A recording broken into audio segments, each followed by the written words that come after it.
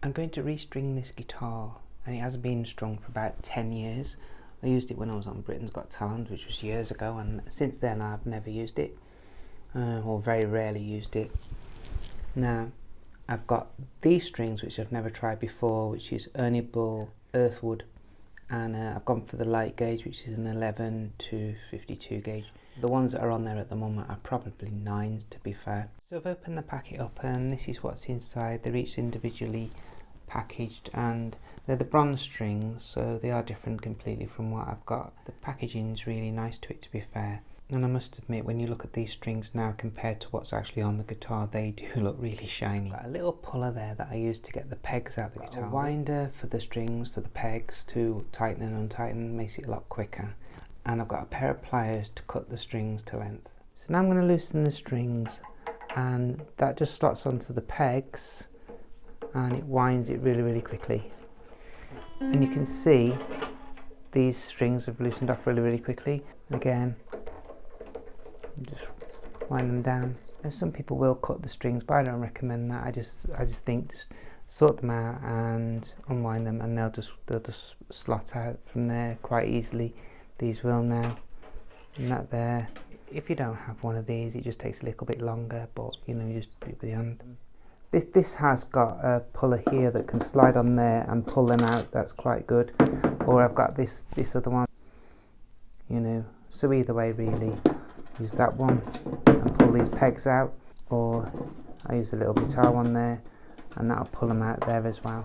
Now this last one really doesn't want to come out, so I'm going to use the pliers and just hold it gently, carefully, give it a bit of a twist, very gently, and it's come out there. And once these have come out, the strings do come out really quite easily then. And make sure you don't lose your bridge, because these bridges will just come out.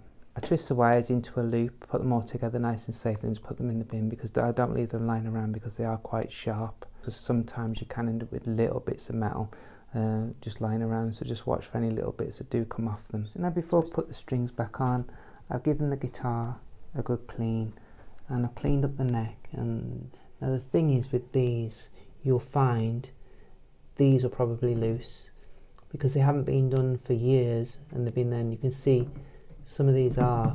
So now I'm just tightening these pegs, and I'm just getting the pliers and very gently just turning them. And you don't need to be excessive with it. I mean, once they stop just under their own force, that's enough. So it is just a little bit. And once they get to a point when they're just enough, just stop there, and they're tight again now. Right, I'm going to start putting the strings back onto the guitar, and I start with the thickest and then work to the thinnest. That's the way I do it. They go in easily enough. You just put them in the hole, and then you've got the peg, and you push the peg down onto them. Now the pegs do have a little groove in them, so make sure the groove is facing the string. Now when it comes to putting the string into the actual peg, you don't want too much string wrapped around here, because it won't help when it comes to tuning the guitar. So you make sure that it's not too much, and then you snip it, and obviously you don't want to cut it too short. And this goes onto the first peg, so you're sliding it through the peg,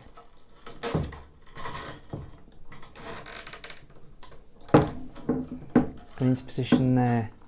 When I start to tighten this, I put my finger on the peg at this end so it doesn't slip out, and I turn it this way, and say you're keeping the amount of string wrapped around this to a minimum really.